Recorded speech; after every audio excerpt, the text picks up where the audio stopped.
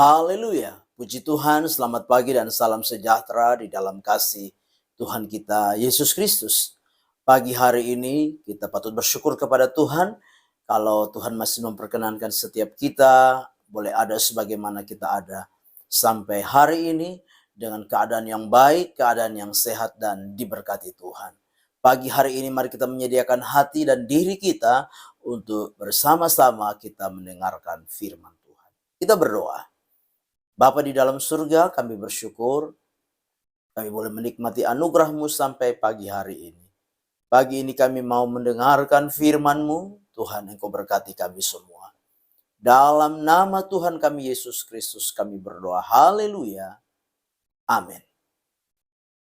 Puji Tuhan, pagi hari ini tema firman Tuhan yang ingin saya sampaikan kepada kita sekalian, yaitu ciri orang yang dipimpin Roh Kudus. Sekali lagi, ciri orang yang dipimpin Roh Kudus. Kita baca firman Tuhan bersama-sama di dalam Kisah Rasul, pasal yang kedua, ayat 41 dan 42. Kisah para Rasul, pasal yang kedua, ayat 41 dan 42. Demikian firman Tuhan.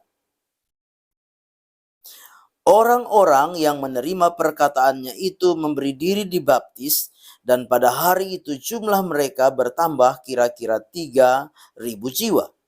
Mereka bertekun dalam pengajaran rasul-rasul dan dalam persekutuan, dan mereka selalu berkumpul untuk memecahkan roti dan berdoa. Puji Tuhan.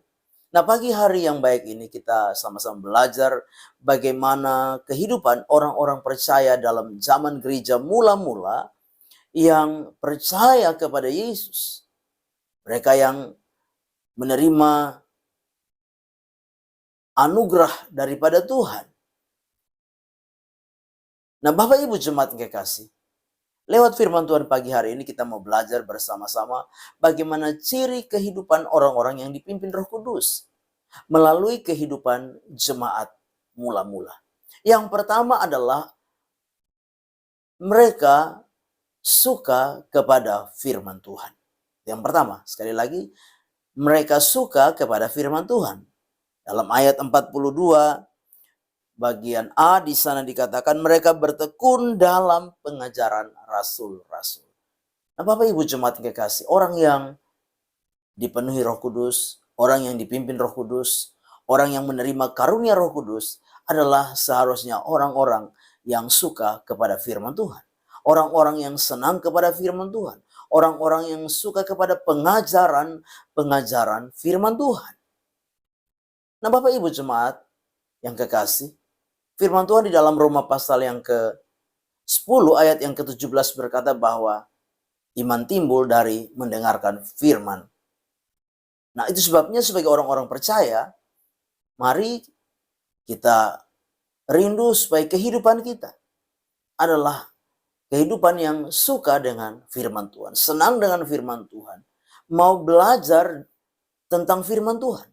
Sehingga apa? Sehingga kehidupan kita, khususnya di dalam pengiringan kita, pelayanan kita, dalam iman kita, kita menjadi orang-orang percaya yang bertumbuh di dalam iman kepada Tuhan. Yang kedua, ciri yang kedua adalah suka dalam sebuah persekutuan. Yang kedua adalah suka dalam sebuah persekutuan. Di dalam bagian B, di sana kita bisa lihat dari ayat 42. Dan dalam persekutuan, dan mereka selalu berkumpul untuk memecahkan roti dan berdoa. Jadi Bapak Ibu jemaat yang kekasih, orang yang hidupnya dipimpin oleh Roh Kudus, orang yang hidupnya penuh dengan Roh Kudus, yang menerima karunia Roh Kudus di dalam kehidupannya adalah orang-orang yang suka bersekutu. Orang-orang yang seharusnya suka beribadah. Firman Tuhan di dalam Ibrani 10 ayat 25 berkata bahwa janganlah kita menjauhkan diri dari pertemuan-pertemuan ibadah yang dibiasakan oleh beberapa orang. Tetapi marilah kita saling menasihati dan semakin giat melakukannya menjelang hari Tuhan yang mendekat. Jadi orang-orang yang hidupnya dipimpin Roh Kudus, orang-orang yang hidupnya menerima karunia Roh Kudus, dibaptis Roh Kudus, penuh dengan Roh Kudus, adalah orang-orang yang seharusnya suka bersekutu, suka beribadah, suka berkumpul dalam sebuah pertemuan ibadah, berdoa, dan suka di dalam apa? Memecahkan roti. Yaitu dalam perjamuan. Ini yang Tuhan mau di dalam hidup kita. Yang ketiga, orang yang dipimpin Roh Kudus. Yang ketiga adalah orang yang hidupnya saling mempedulikan.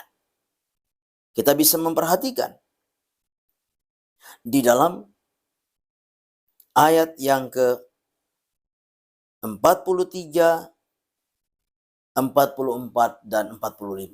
Ayat yang ke-43, 44, dan 45.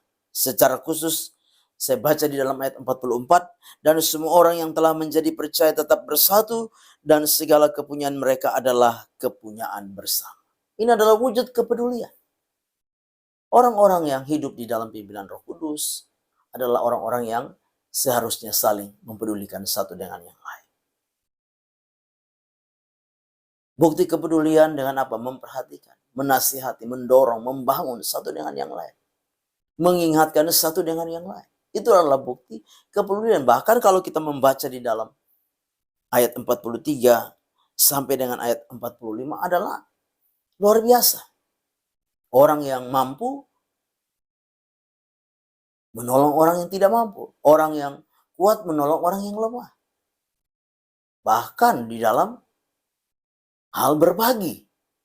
Karena kita memperhatikan orang-orang yang kaya menjual harta milik mereka dan membagi-bagikan dengan orang-orang yang miskin, orang-orang yang tidak punya. Ciri yang keempat yaitu orang-orang yang dipenuhi Roh Kudus adalah hidupnya menjadi dampak bagi orang lain. Sekali lagi, hidupnya menjadi dampak bagi orang lain. Ayat yang ke-47 dikatakan demikian, sambil memuji Allah dan mereka disukai semua orang. Jadi Bapak Ibu Jemaat yang kekasih,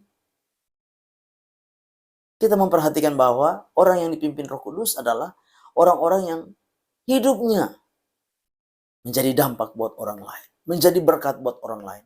Disukai semua orang, firman Allah berkata. Ini bukan hal yang mudah, bukan hal yang gampang. Itu sebabnya sebagai orang-orang yang percaya, di momen kita hari-hari ini, dalam penantian Roh Kudus, bahkan dalam kita memperingati hari pencurahan Roh Kudus, hari Pentakosta, biarlah kita belajar bersama-sama pagi hari ini, supaya kehidupan kita sebagai orang-orang yang menerima karunia Roh Kudus, yang pertama adalah orang-orang yang suka kepada firman Tuhan, yang kedua orang-orang yang suka beribadah, suka bersekutu, yang ketiga orang-orang yang saling mempedulikan satu dengan yang lain, bahkan yang keempat orang-orang yang disukai oleh semua orang, yang hidupnya menjadi berkat buat orang lain. Amin. Kita berdoa. Bapa di dalam sorga, terima kasih untuk firman Tuhan yang sudah kami dengar pagi hari ini.